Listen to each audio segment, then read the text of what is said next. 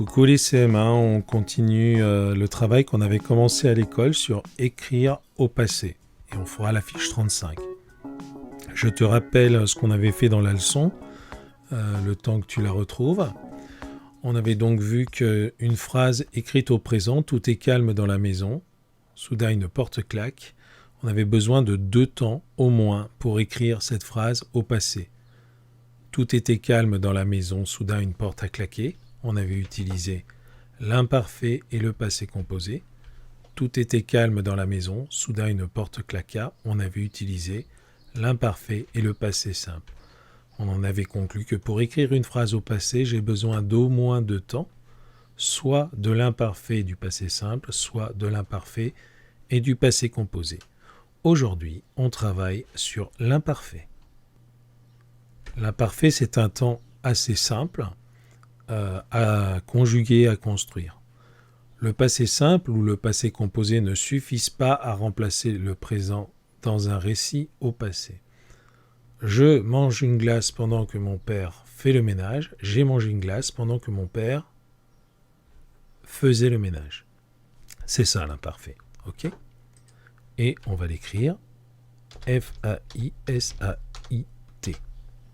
Alors, si tu ne sais pas trop comment écrire l'imparfait, tu utilises ton livret jaune. Et dans le livret jaune, je te rappelle que tu vas trouver la page sur les conjugaisons de l'imparfait. Le verbe faire, il est un petit peu particulier. Regarde, tu vois, on le trouve ici. Faisait. On le prononce faisait, mais il s'écrit faisait. On parle maintenant des valeurs de l'imparfait. D'accord ? On va s'apercevoir que l'imparfait, on va l'utiliser dans différents contextes, et pas forcément au passé d'ailleurs. En classe, on est sur cette page-là, les valeurs de l'imparfait. On s'occupe de la version internet. Quand j'écris « J'ai mangé une glace pendant que mon père faisait le ménage », cela veut bien dire qu'au moment où commence la phrase « Mon père fait déjà le ménage », et qu'à la fin de la phrase, il est toujours en train de le faire. Et pendant ce temps, moi, j'ai mangé ma glace. D'accord ? Donc l'imparfait, ici, il exprime une action qui dure, une action qui n'est pas terminée. C'est ce qui va vraiment caractériser l'imparfait. C'est une action, c'est un état qui n'est pas terminé au moment où on finit la phrase. D'accord ? Donc mon père faisait le ménage, c'est une action qui dure.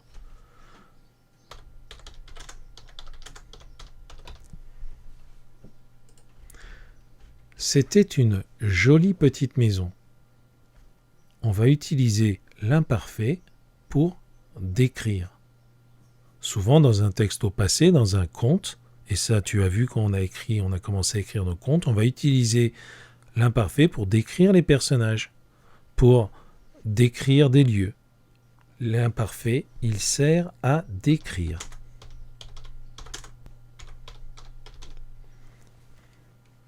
Tous les matins, il prenait son bus. Ici, l'imparfait, il va servir à exprimer une action qui se répète, une habitude. L'imparfait, il exprime la répétition.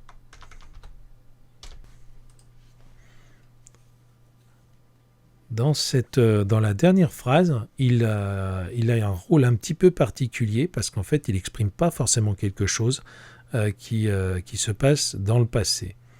Ici, si j'avais une PSP, je serais heureux. On va trouver l'imparfait après si. D'accord ? Si j'avais. Et si, c'est une condition. Après si, il exprime une condition. Attention, après si, c'est l'imparfait. Si j'avais, si j'aurais, ce n'est pas français. On dit le si n'aime pas les ré. Il exprime une condition. Voilà donc les 4 moments où il faudra utiliser l'imparfait. Pour exprimer la durée, la description, pour faire une description, pour exprimer la répétition et pour exprimer une condition. Si on regarde les terminaisons de l'imparfait, on va s'apercevoir que les terminaisons de l'imparfait sont régulières. quel que soit le groupe du verbe, on a toujours les mêmes terminaisons. Regarde bien. Tu vois, avec, on va en prendre une, on va prendre avec une qui est bien connue. Avec il ou elle, on a AIT.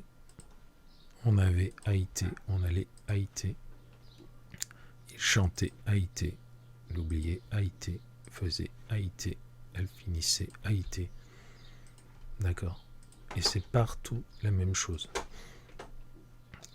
Vous étiez, vous aviez, vous alliez, chantiez, vous oubliez. Regarde même ce qui se passe. Comme il y a un i dans le radical, à vous oublier, avec la terminaison IEZ, ça fait 2 i. C'est un peu bizarre quand même.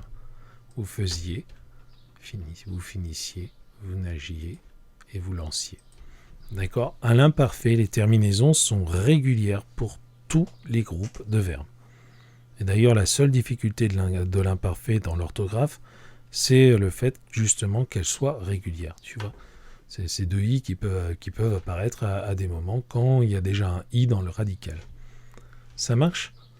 Donc ça, c'est ce que j'ai écrit en dessous sur la leçon. Hein. Les terminaisons de l'imparfait sont régulières. AIS, AIS, AIT, IONS, IEZ, AIUNT. Et tu le retrouves sur ta fiche, ici, à recopier ou à coller pour faire ta leçon à la maison. Les terminaisons de l'imparfait sont régulières. AIS, AIS, AIT, IONS, IEZ, AIUNT.